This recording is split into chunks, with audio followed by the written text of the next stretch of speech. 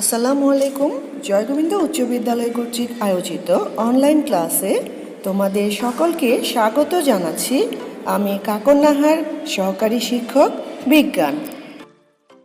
প্রিয় ষষ্ঠ শ্রেণীর শিক্ষার্থীবৃন্দ, আজ তোমরা তোমাদের বিজ্ঞান বইয়ের তৃতীয় অধ্যায় উদ্ভিদ ও প্রাণীর কোষীয় সংগঠন এর থেকে উদ্ভিদ ও প্রাণী কোষের চিহ্নিত চিত্র অঙ্কন করতে শিখবে।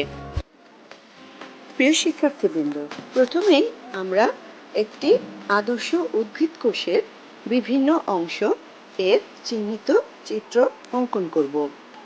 তো তোমরা লক্ষ্য করো, আমি প্রথমেই উদ্ভিদ কোষের একেবারেই যে সর্বপ্রথম অংশ তা হলো কোষ প্রাচীর। কোষ প্রাচীরটি এঁকে নিচ্ছি। এবারে আমরা আঁকবো উদ্ভিদ কোষের কোষ প্রাচীরের ভিতরের অংশ প্লাজমা মেমব্রেন। এভাবে দাগ টেনে আমরা পুরো প্লাজমা মেমব্রেনটি এঁকে নেব। তো তোমরা দেখো, আমি কিন্তু আস্তে আস্তে দাগ টেনে পুরো প্লাজমা মেমব্রেনটি এঁকে ফেলছি। প্লাজমা মেমব্রেনের পরে এবারে আমরা আঁকবো উদ্ভিদ কোষের যে আন্তঃকোষীয় ফাঁক রয়েছে। তো তোমরা লক্ষ্য করো যে আমি কিন্তু পেন্সিলের সাহায্যে আস্তে আস্তে আন্তঃকোষীয় ফাঁকগুলোকে এঁকে নিচ্ছি। তো ঠিক তোমাদের জন্য আমি আস্তে আস্তে ড্রয়িংটা দেখাচ্ছি। তো তোমরা লক্ষ্য করবে কিভাবে আমি ছবিটা আঁকছি। তো তোমরা দেখতে পাচ্ছ যে এখানে উদ্ভিদ কোষের যে আন্তঃকোষীয় ফাঁক রয়েছে সে আন্তঃকোষীয় ফাঁকগুলো আঁকা হচ্ছে। তো প্রিয় শিক্ষার্থীবৃন্দ, তোমরা লক্ষ্য করো যে আমাদের কোষ প্রাচীরের উপরের যে দাগটি রয়েছে সেটি হলো কোষের আন্তঃকোষীয় ফাঁক। তো আমরা সম্পূর্ণ আন্তঃকোষীয় ফাঁকটা আঁকার পরে এবারে আমরা আঁকছি কোষ গহ্বর। দেখো, এই যে উদ্ভিদ কোষের ভিতরে যে বড় একটা ফাঁকা রয়েছে, এই ফাঁকাটাই কিন্তু কোষ গহ্বর। এবারে আমরা আঁকবো প্লাস্টিড। তোমরা কিন্তু জানো যে প্লাস্টিড হচ্ছে উদ্ভিদের অত্যন্ত প্রয়োজনীয় একটি অঙ্গাণু, আর এই প্লাস্টিড কিন্তু প্রাণী কোষে থাকে না। আর এই প্লাস্টিডের কারণেই কিন্তু আমরা এই যে উদ্ভিদের বিভিন্ন রং, সবুজ, লাল, হলুদ, ফলমূল, শাকসবজি, এদের এই বিভিন্ন রং আমরা দেখতে পাই। এই প্লাস্টিড না থাকলে আমরা কিন্তু এগুলো দেখতে পারতাম না। এবারে আমরা আঁকবো মাইটোকন্ড্রিয়ন। এরা উদ্ভিদ এবং প্রাণী কোষের ছোট ছোট বিক্ষিপ্ত আকারে সাজানো থাকে, আর এদেরকে একসাথে বলা হয় মাইটোকন্ড্রিয়া। তাই কোষের সমস্ত বিভাগীয় কাজের শক্তির উৎস হচ্ছে মাইটোকন্ড্রিয়া। মাইটোকন্ড্রিয়ার পরেই আমরা আঁকবো মসৃণ এন্ডোপ্লাজমিক জালিকা। তো তোমরা দেখো, মসৃণ এন্ডোপ্লাজমিক জালিকাটা কি সুন্দরভাবে আঁকা হচ্ছে। এবারে আমরা আঁকবো নিউক্লিয়াস। দেখো, প্রথমেই আমরা এঁকে নিচ্ছি নিউক্লিয় পর্দা, এবং একটু লক্ষ্য করে দেখো যে নিউক্লিয় পর্দার মাঝখানে একটু ছোট ছোট ফাঁকার মতো রয়েছে। দেখো, এই ফাঁকাগুলো হচ্ছে নিউক্লিয়ার রন্ধ্র। তুমি কি লক্ষ্য করছো যে নিউক্লিয়ার পর্দার মধ্যে ফাঁকে ফাঁকে একটু একটু করে ছোট ছোট ফাঁকা রয়েছে? এই ফাঁকাগুলো হচ্ছে নিউক্লিয়ার রন্ধ্র। এই যে আমরা ছোট্ট একটি গোল আঁকলাম, গোল করে আঁকলাম এবং ঘন করে কালো করে দিচ্ছি, এটি হচ্ছে নিউক্লিওলাস। হ্যাঁ, আর এবারে লক্ষ্য করো, এই যে সুতার মতো যে দাগগুলো দিচ্ছি এগুলো হচ্ছে ক্রোমাটিন তন্তু।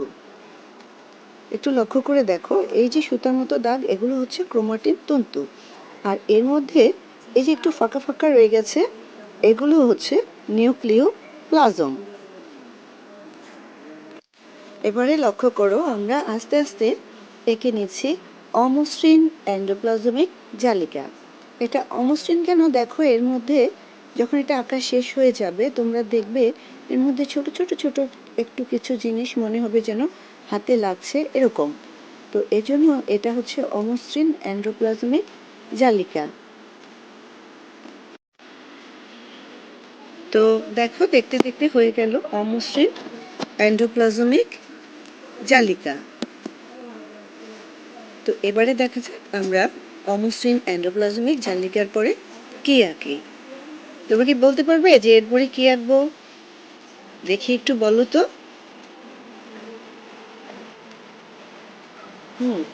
ঠিকই বলতে পেরেছ, আমরা এখন আঁকবো গলজি বডি। তো দেখো কি সুন্দর একটু ইউ এর মতন করে ডাবল ডাবল করে, একেবারে ইউ না কিন্তু অনেকটা এদিক থেকে ওইদিকে খুব সুন্দর করে আঁকা হচ্ছে গলজি বডি। আসলে এই চিত্রটা দেখে অনেক জটিল মনে হলেও এটা কিন্তু আঁকা বেশ সহজ। তোমরা একটু লক্ষ্য করো যে আমাদের গলজি বডির চিত্রটা আঁকা হয়ে গেল। আচ্ছা, এবারে লক্ষ্য করে দেখো তো যে পেন্সিল দিয়ে ছোট ছোট ফোঁটা ফোঁটা করে দেওয়া হচ্ছে, ডট ডট ডট ডট দেওয়া হচ্ছে, এই জিনিসগুলো আসলে কি? এই জিনিসগুলো হচ্ছে সাইটোপ্লাজমীয় ধাত্র। তো প্রিয় শিক্ষার্থীবৃন্দ, তোমরা লক্ষ্য করো এক এক করে আমাদের উদ্ভিদ কোষের বিভিন্ন অংশের চিত্রগুলো আঁকা হয়ে গেল এবং একটি সুন্দর উদ্ভিদ কোষের চিত্র অঙ্কিত হলো।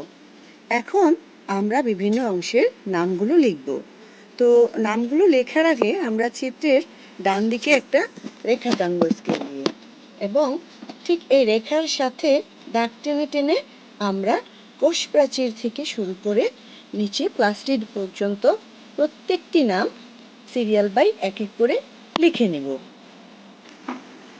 তো প্রিয় শিক্ষার্থীবৃন্দ, তোমরা লক্ষ্য করো যে এক এক করে এখানে সবগুলো নাম লেখা হয়ে যাচ্ছে, এবং সেই সাথে তোমরা কিন্তু স্ক্রিনে একটি পূর্ণাঙ্গ উদ্ভিদ কোষের বিভিন্ন অংশসহ ছবি দেখতে পাচ্ছ।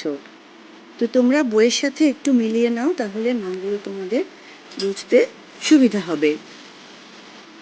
তো এরপরেই আমরা চলে যাব প্রাণী কোষের বিভিন্ন অংশ কিভাবে আঁকতে হয় সেটা দেখার জন্য। প্রিয় শিক্ষার্থীবৃন্দ, তোমরা লক্ষ্য করো আমরা একটি প্রাণী কোষের বিভিন্ন অংশ আঁকা শুরু করেছি। আর এখানে আমরা প্রথমেই কিন্তু প্রাণী কোষের যে প্লাজমা পর্দা, সবার বাহিরের যে স্তর, সে প্লাজমা পর্দাটাকে এঁকে নিচ্ছি। প্লাজমা পর্দার পরেই লক্ষ্য করো যে উপরের দিকে একটু আঁকা বাঁকা করে কিছু দাগ কাটা হয়েছে, আর সেই আঁকা বাঁকা অংশটির নাম হচ্ছে মাইক্রোভিলি। মাইক্রোভিলির পরেই তোমরা লক্ষ্য করো যে আমরা কিন্তু উদ্ভিদ কোষে যে নিউক্লিয়াস এঁকেছিলাম ঠিক তার মতোই হুবহু একটা নিউক্লিয়াসের ছবি আঁকছি প্রাণী কোষে। তো প্রাণী কোষ আর উদ্ভিদ কোষে নিউক্লিয়াসের যে অংশগুলো, নিউক্লিয়ার পর্দা, নিউক্লিয়ার রন্ধ্র, নিউক্লিওলাস, ক্রোমাটিন তন্তু, নিউক্লিওপ্লাজম, এই সবগুলো জিনিস কিন্তু একই রকম এবং এদের মধ্যে সাদৃশ্য রয়েছে বা মিল রয়েছে। তো প্রিয় শিক্ষার্থীবৃন্দ, তোমরা লক্ষ্য করো যে আমরা এক এক করে প্রাণী কোষের বিভিন্ন অংশগুলো এঁকে নিয়েছি।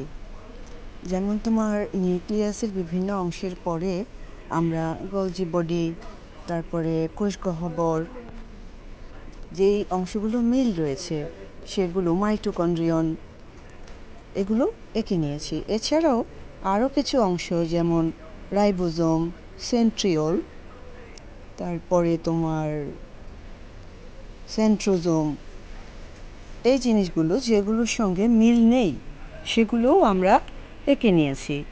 তো তোমরা দেখতে থাকো এভাবে একটি কমপ্লিট প্রাণী কোষের বিভিন্ন অংশের ছবি এখানে আঁকা হয়ে যাচ্ছে। তো প্রিয় শিক্ষার্থীবৃন্দ, তোমরা লক্ষ্য করো যে আস্তে আস্তে আমাদের আদর্শ প্রাণী কোষের বিভিন্ন অংশের চিত্রটি আঁকা হয়ে গেল। তো এখানে আমরা দাঁত টেনে উদ্ভিদ কোষ ও প্রাণী কোষের যে অংশগুলো রয়েছে, যে অংশগুলোর মিল রয়েছে সেগুলো দাঁত টেনে মিলিয়ে দিয়েছি, আর যে অংশগুলো মিল নেই সেগুলো নাম লিখে দিয়েছি, যেমন রাইবোজোম, সেন্ট্রিওল, সেন্ট্রোজোম, এইসব নামগুলো। তো এই যে পূর্ণ একটি আদর্শ উদ্ভিদ কোষ এবং একটি প্রাণী কোষের ছবি আঁকা হয়ে গেল। ছবিটা দেখতে যতটা জটিল মনে হয়, এটা কিন্তু আসলে ততটা জটিল নয়। তোমরা একটু চেষ্টা করলেই ছবিটাকে আঁকতে পারবে। আর তোমরা তোমাদের মতন সহজ করে, যেভাবে সহজ মনে হয় সেভাবে ছবিটাকে আঁকবে। তো আমি আশা করব তোমরা এই চিত্রটাকে আঁকতে পারবে এবং প্র্যাকটিস করতে করতেই তোমরা ভালো আঁকতে পারবে, কারণ practice makes a man perfect. তো প্রিয় শিক্ষার্থীবৃন্দ, তোমরা দ্বিতীয় অধ্যায়ের পাঠ 1-2 ভালো করে পড়তে থাকো এবং সেই সাথে এই ছবিগুলো বা চিত্রটি প্র্যাকটিস করতে থাকো। আর পরবর্তীতে তোমাদের সাথে আমার আবার কথা হবে কোষ অঙ্গাণুগুলোর পরিচয় নিয়ে। তো সেই পর্যন্ত সবাই ভালো থাকো, নিরাপদে থাকো, সুস্থ থাকো। আল্লাহ হাফেজ।